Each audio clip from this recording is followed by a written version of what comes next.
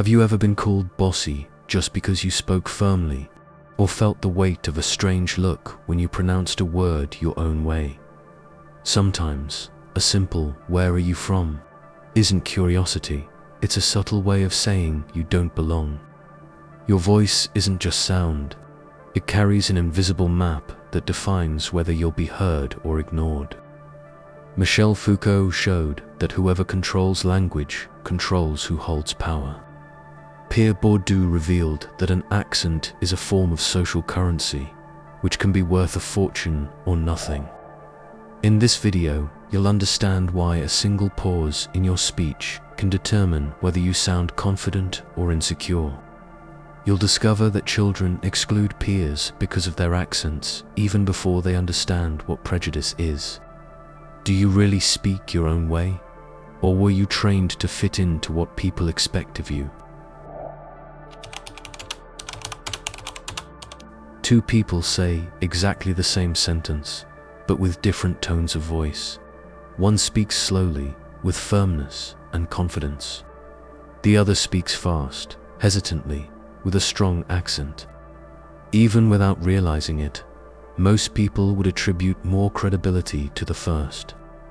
But why? What makes us associate certain ways of speaking with power and others with submission? Take this example.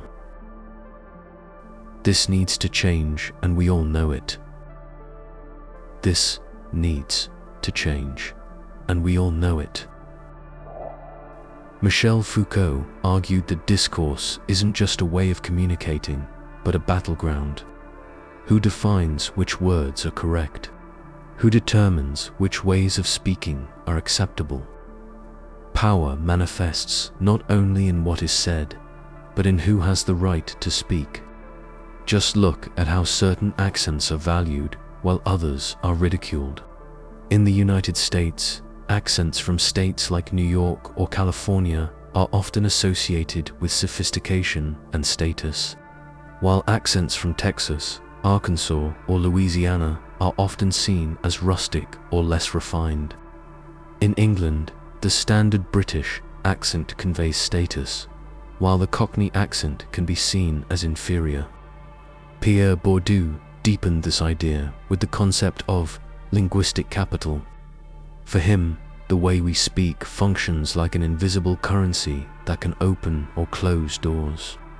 A person who masters the right way of speaking is more likely to be taken seriously in job interviews, courtrooms, and classrooms. And it starts early. Studies show that children choose friends not by appearance, but by accent. They hear a classmate speak like their parents do and instinctively see them as more trustworthy. The case of Manuel Fragante illustrates this reality well. Born in the Philippines, he immigrated to the United States and applied for a public position in Hawaii.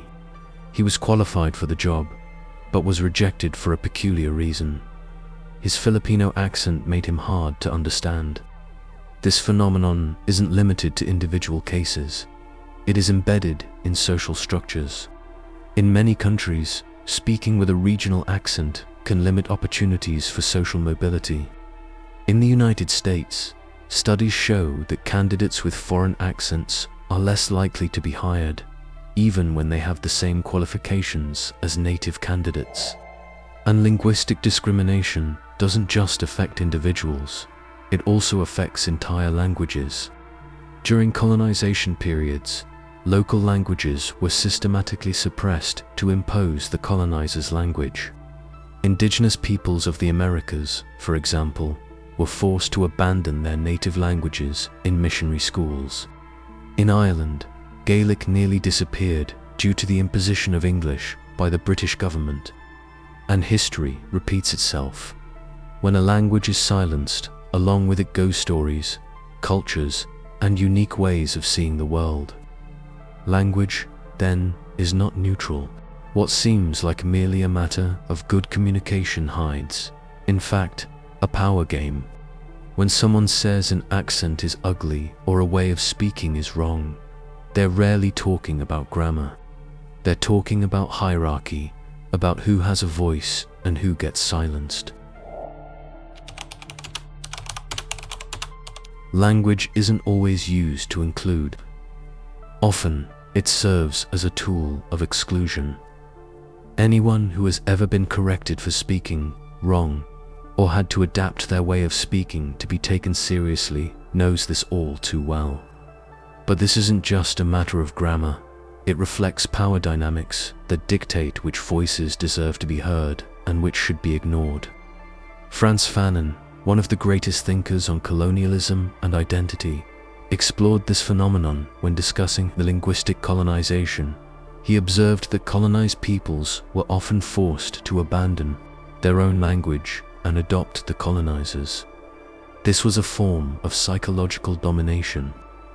By speaking the oppressor's language, the colonized internalized a hierarchy in which their culture was viewed as inferior. In South Africa, the government tried to impose Afrikaans as the official school language, despite opposition from the black majority. This decision sparked revolts like the famous Soweto uprising in 1976, where thousands of students protested against the mandatory language. Many were brutally repressed, but the resistance proved that language can also be a battleground for political struggle. In Spain, under Franco's dictatorship, regional languages like Catalan and Basque were banned. Speaking these languages in public could lead to severe punishment. The goal was simple: erase cultural identities and impose a singular national identity. Today, language is still used to segregate.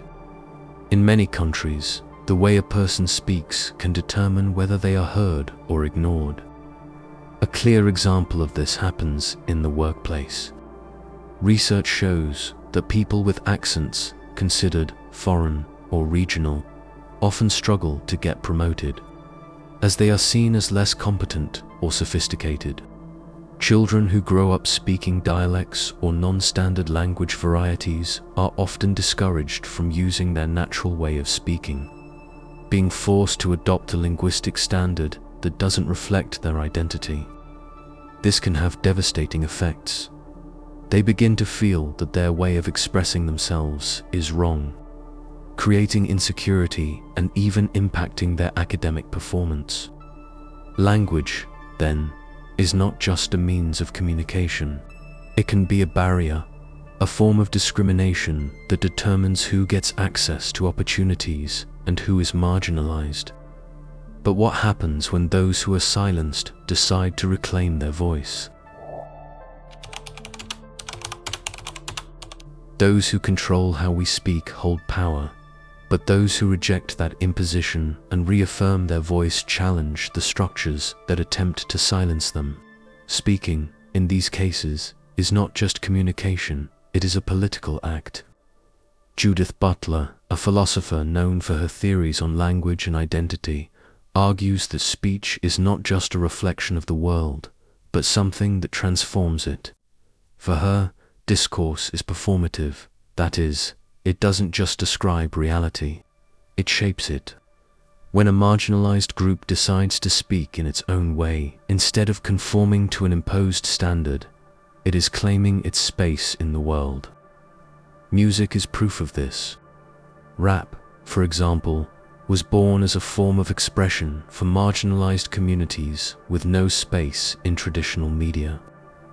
In the United States, rappers turned a form of English considered wrong or incorrect into social critique.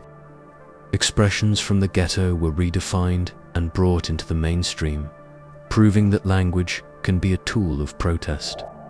But the struggle isn't limited to music. In many places, the survival of indigenous languages is a form of resistance against centuries of repression.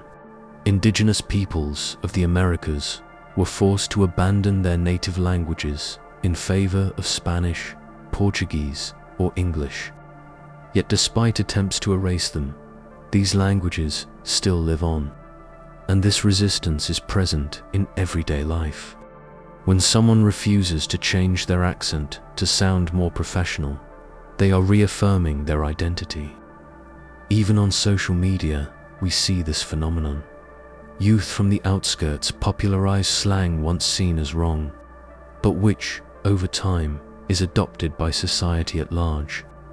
Every attempt at linguistic repression generates a response. The more a way of speaking is attacked, the more it becomes a symbol of identity and resistance. What starts as an act of marginalization turns into a cultural trend. What was once considered a mistake becomes fashionable. What was seen as a sign of inferiority begins to be adopted by those who once criticized it. If, in the past, language was shaped mainly by face-to-face interactions, today the internet has completely transformed the way we speak. Social media, algorithms, and platforms like YouTube and TikTok have created new spaces where previously marginalized accents, slang, and forms of expression can gain visibility. But is this new era truly democratizing language, or is it just creating new forms of exclusion? Marshall McLuhan, the famous communication theorist, used to say that the medium is the message. In other words, it's not just what we say that matters, but the format through which we say it.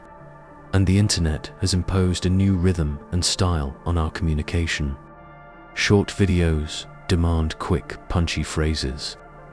Twitter popularized a fragmented language full of abbreviations and irony. WhatsApp and voice notes have changed the cadence of conversations. This digital revolution affects not only how we express ourselves, but also who gets to have a voice. Platforms like TikTok and YouTube have given space to regional accents that were once rejected by mainstream media. Today, content creators from rural areas or underserved communities can speak to millions without having to adapt their way of speaking to a TV standard. This is a radical shift. In the past, a news anchor had to train their diction to sound neutral. But now influencers can stand out precisely because of their authentic accent. But the internet also has its traps. Algorithms, for example, favor certain speech patterns. Videos with more accessible language, a rhythmic tone, and popular expressions tend to get more engagement. This can encourage a subtle homogenization, where creators start speaking in a certain way to fit what performs well online. Also, despite more voices having space, linguistic prejudice still exists. Another interesting phenomenon is the globalization of vocabulary. With the rise of pop culture and memes, words and expressions from different countries quickly mix. In the United States, slang from other languages, like déjà vu from French or siesta from Spanish, has become part of everyday vocabulary, while English expressions spread across the world through pop culture and the internet.